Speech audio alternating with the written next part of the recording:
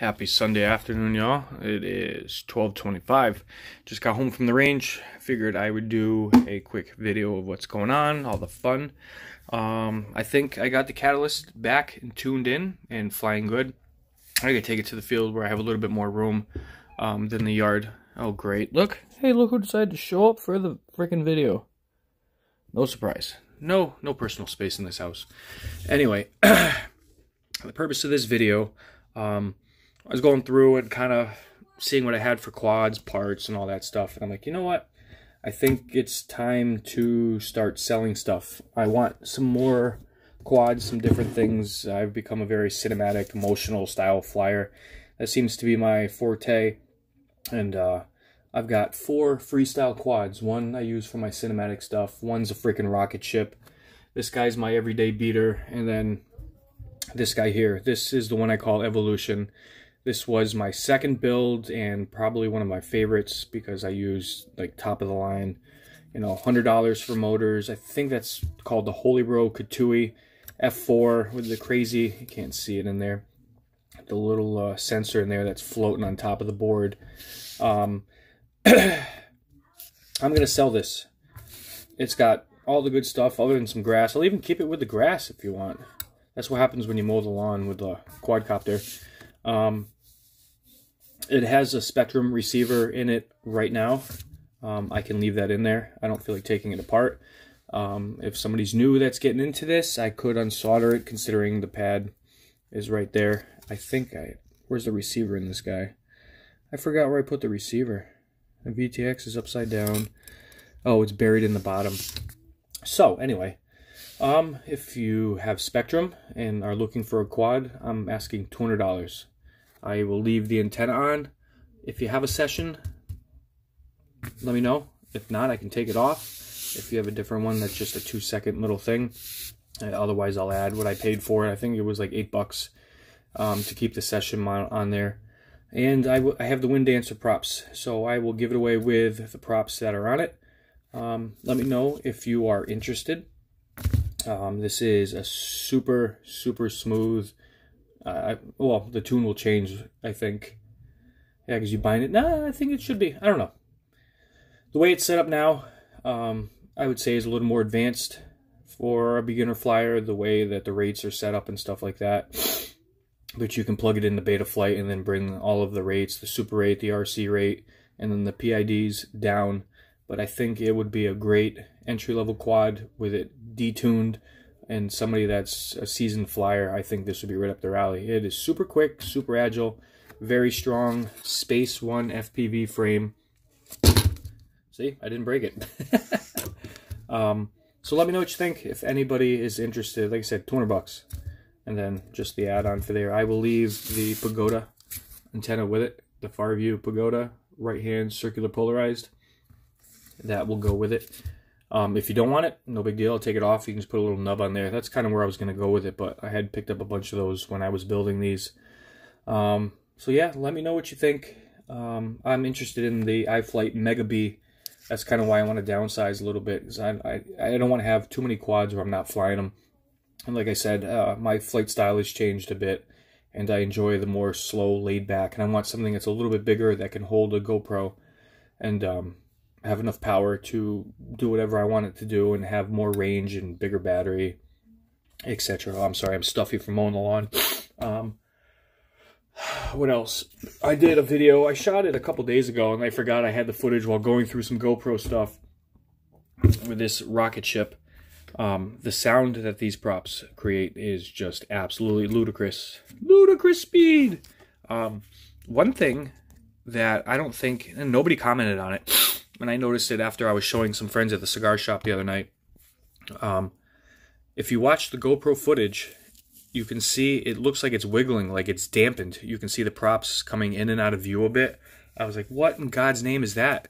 The mount, even though it's hard glued mounted, I can't do it with one hand, the mount is flexible. So the amount of force that this thing was creating, oh, it's loose in the back, that's why. That's why. This thing's just flexing around. I got to come up with a better solution for a GoPro, or I was kind of thinking about taking this thing out. I can't put a turtle or anything like that because there's just no room in here.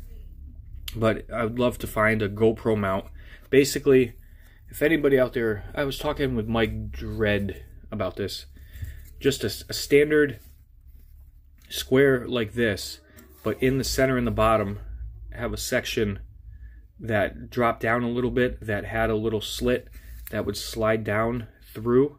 So where I have it strapped, it would actually go through the mount, and then I could put foam instead of glue on these mounts. I took a dive with this guy the other day too. Oh no, that was another one. Battery, that's the thing. Freaking, when you're in this thing and you're ripping, dude, you forget that the battery's screaming freaking stop. And I kept going, and I went out of a power loop, and instead of pulling out, I went down. And the GoPro just kept going. And I did that with Enigma. I was practicing a maneuver that I keep forgetting to do the video about this crazy maneuver I did like months ago, and then try to come up with a name for it. I was talking with Love My Drones, or the FPV Fanatic, and I ended up calling it the Sawzall. It's like, you know, remember the old Jeff Foxworthy days if you're young? Let me see if I have something small so it's easier to demonstrate for the millionth time.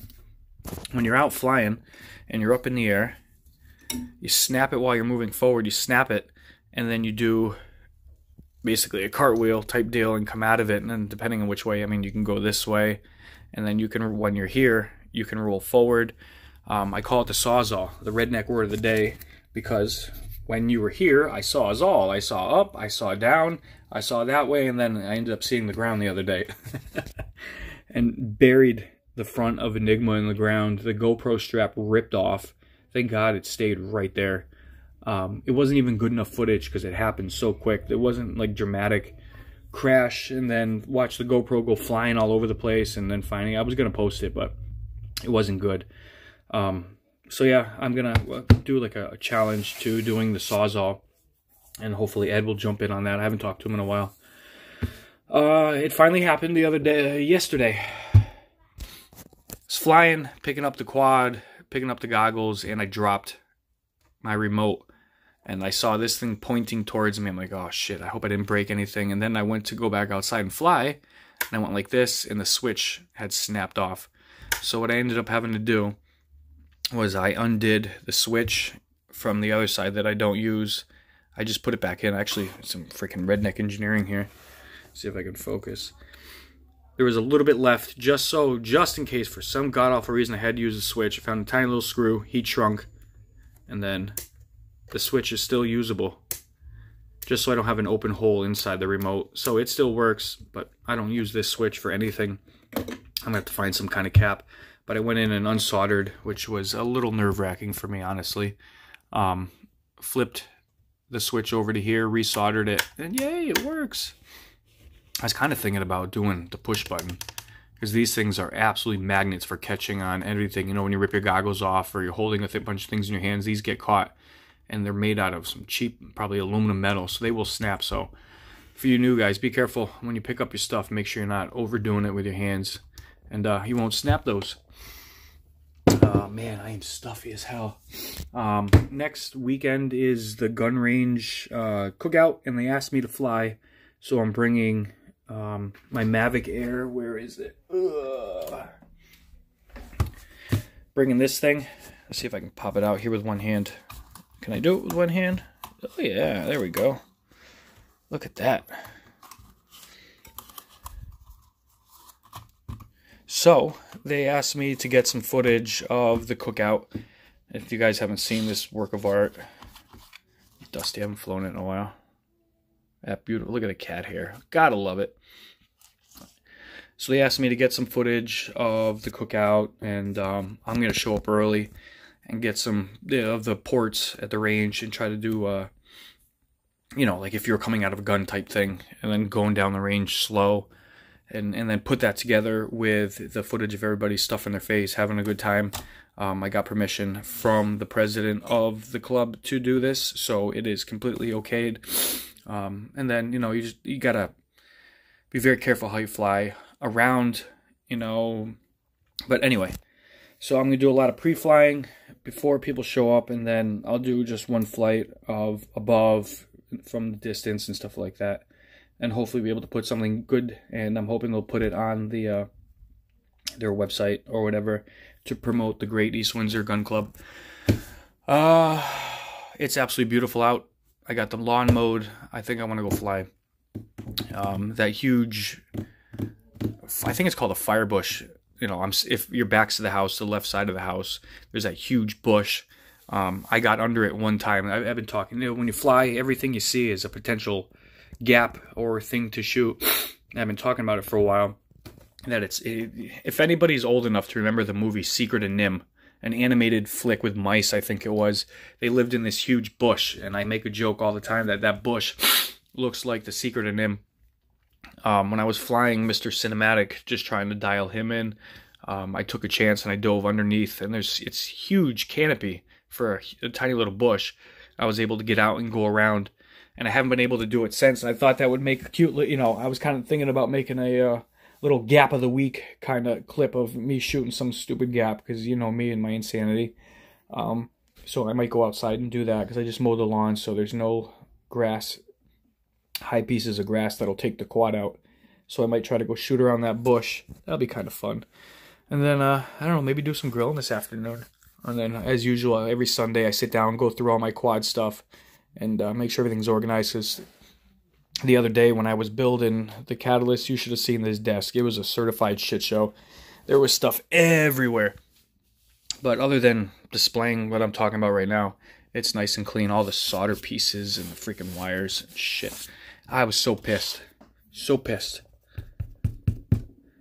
When you're holding the soldering iron and trying to hold wires, and you know, while they're on the quad and not paying attention, I started smelling it and I was like, oh no, I got it. And then I think I got some magic marker, whatever.